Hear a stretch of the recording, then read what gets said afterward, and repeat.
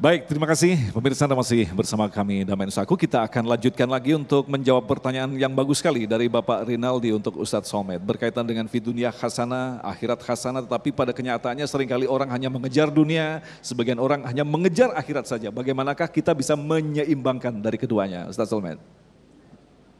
Iya, ada 3 resep dari Nabi. Yang pertama, ittaqillah haitsuma kunta.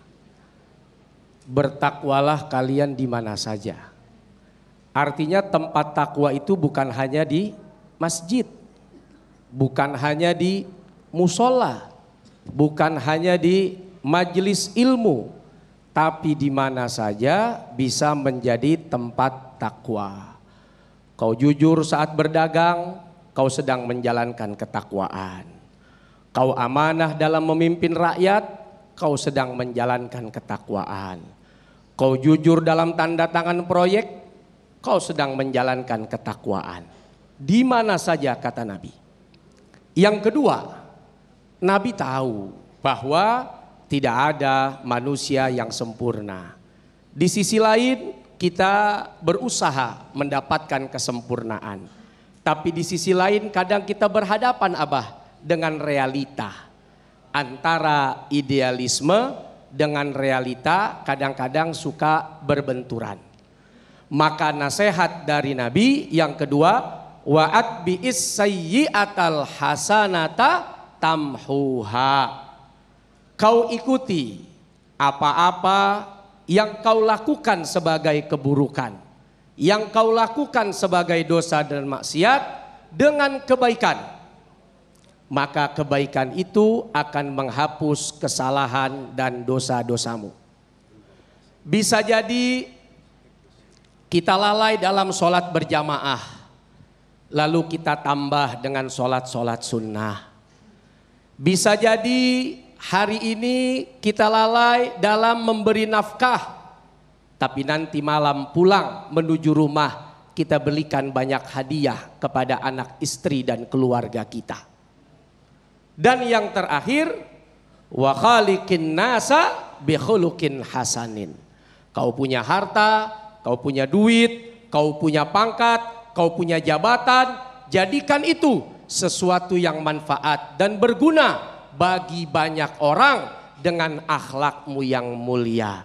Jangan sombong karena kau kaya. Jangan merasa lebih hebat dan pintar karena ilmumu tinggi. Jangan merasa kau punya jabatan lalu kau berhak mengatur orang seperti budak. Kecuali di Jawa Barat banyak budak. Loba budak. Budak letik. Ari kamana barudak, itu jamaknya budak. Itulah cara-cara untuk menyeimbangkan.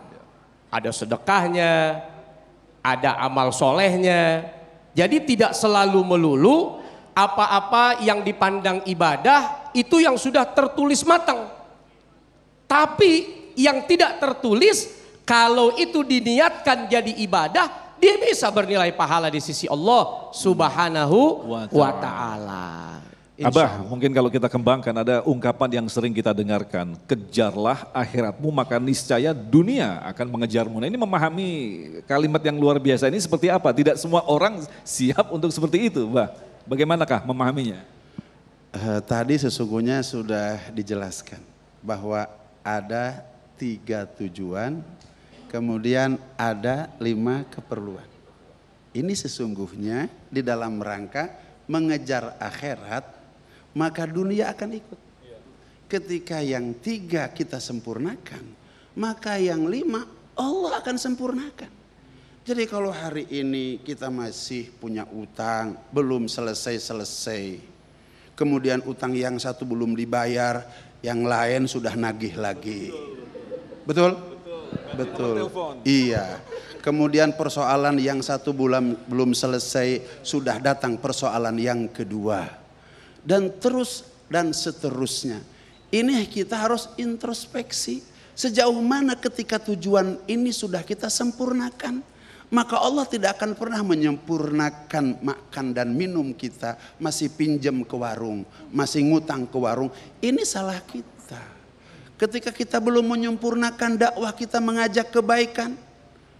mencegah keburukan, dan kita belum menebar kasih sayang di alam dunia ini, irhamu man fil ardi yarhamukum man fis sama, maka Allah tidak akan menyempurnakan yang 5 keperluan itu. Oleh karenanya konsepnya, maka 3 tujuan disempurnakan, 5 keperluan oleh Allah Subhanahu wa taala akan didatangkan. Ini konsep hidup yang datang dari Allah dan Rasulnya kepada kita. Barang siapa mementingkan akhirat, dunianya oleh Allah Subhanahu wa taala akan diberikan. Bahkan lebih jauh daripada itu, akhirat yang nikmatnya 99% kali nikmat dunia akan diberikan kepada mereka yang beribadah, akan diberikan kepada mereka yang berdakwah, akan diberikan kepada mereka yang menjadikan khalifah, di mana menebar kasih sayang sebagai panjangan tangan Allah Subhanahu wa taala baik kepada manusia maupun kepada binatang. Baik, pertanyaan selanjutnya akan dijawab oleh Abah dari Ibu Sudarsih. Silakan.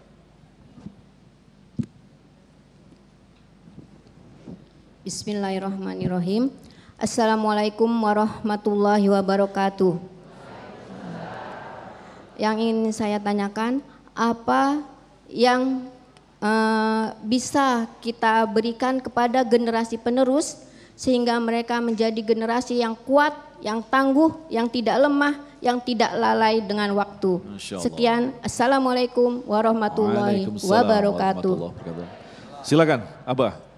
Ini pertanyaan yang sangat mendasar, yang untuk dilakukan oleh setiap orang tua, ibu dan bapak kepada anak-anaknya. Rasulullah Shallallahu Alaihi Wasallam oleh Allah Subhanahu Wa Taala 13 tahun gurunya Allah, muridnya Muhammad Rasulullah SAW dikasih pelajaran pendidikan iman. Itu pelajaran yang pertama. Setelah 13 tahun oleh Allah Subhanahu wa taala diberikan pendidikan yang kedua dalam bentuk perintah salat dan salat.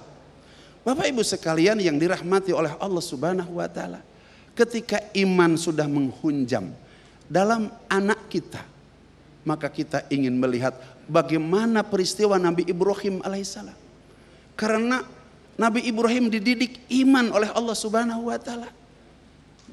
Ketika mau dihukum oleh Raja Namrud, membuat bakaran api kurang lebih 1 kilometer. Kemudian Nabi Ibrahim dilemparkan ke tengah-tengah kobaran api. Karena begitu hebat iman Nabi Ibrahim alaihissalam, ketika itu dikejar oleh malaikat Jibril. Malaikat Jibril pun khawatir akan keselamatan daripada Nabi Ibrahim alaihissalam. Maka datang malaikat Jibril, ya Ibrahim, kamu lihat di bawah itu kobaran api neraka. Tahu? Apakah kamu enggak takut? Begitu. Kenapa kamu tidak minta tolong? Minta tolong kepada kamu makhluk. Makhluk tidak bisa berbuat apa-apa. Kalau kamu tidak bisa minta tolong kepadaku, atuh kamu minta tolong kepada Allah Subhanahu wa taala. Ini sudah menjadi ketentuan Allah. Aku ambil ketentuan Allah. Kalau memang ketentuan Allah aku harus mati dalam kobaran api, itu akan terima. Karena itu yang diridhoi oleh Allah Subhanahu wa ta'ala. Akan tetapi Bapak Ibu sekalian yang dirahmati oleh Allah Subhanahu wa ta'ala, manakala kita berbekal iman, maka ketika Nabi Ibrahim langsung turun kemana? Ke kobaran api, Allah langsung kirim kul ya naru kuni bardaw wa salaman ala Ibrahim. Ucapkan oleh kamu, wahai api, dinginlah kamu dan selamat atas Ibrahim. Ini nilai iman. Jadi nilai iman itu akan menyelamatkan kita di dunia, akan menyelamatkan kita di akhirat. Yang kedua nilai solat. Inna solata tanha anil fahsya'i wal munkar. Ibu lepas anak kemana saja, manakala ibu sudah mendidik solat kepada anak. Karena solat akan menjadi benteng bagi anak untuk tidak berbuat fahsya. Apa itu fahsya dalam tafsir? Fahsya itu ibu, WA-an dengan lain jenis, pegangan tangan dengan lain jenis, bahkan masuk hotel dengan lain jenis, itu fahsya namanya. Kemudian yang kedua wal munkar. Apa itu munkar? Judi, minum, main bola yang tidak ada gunanya, itu disebutnya munkar. Salat akan menjadi benteng buat kita dan anak kita ketika ditanamkan salat, maka fahsya tidak akan datang kepada anak kita. Munkar tidak akan pernah datang kepada anak kita. Karena anak kita memiliki dua yang sangat hebat, iman dan sholat. Bapak Ibu sekalian, Abah ingin sampaikan kepada Bapak Ibu sekalian bahwa sholat itu luar biasa. Amal seluruh yang baik, dari mulai yang kecil sampai dengan yang tinggi, yang besar, tidak akan diterima oleh Allah kalau tidak ada sholat. Allah, Rasul bersabda dalam salah satu hadisnya, awwalu ma yuhasabu bihil abdu yaumal qiyamah as-salat. Idza saluhat salu sairu amali wa idza fasadat fasada sairu amali.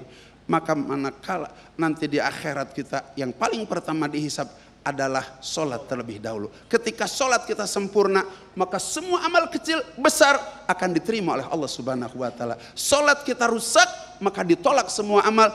Jangankan yang kecil, ibadah haji, ibadah umroh tiap tahun, membangun masjid miliaran rupiah, membagi fakir miskin, sholat tidak ada, ditolak oleh Allah Subhanahu wa taala. Dan sholat adalah merupakan sesuatu yang dapat menyelamatkan kita dalam 7 lubang ajab api nerakanya Allah Subhanahu wa taala.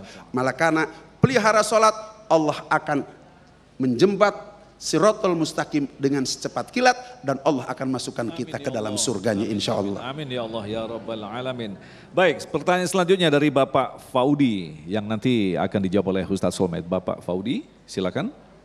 Mic-nya bisa di-share. Baik, sudah menyala. Bismillahirrahmanirrahim. Assalamualaikum warahmatullahi wabarakatuh.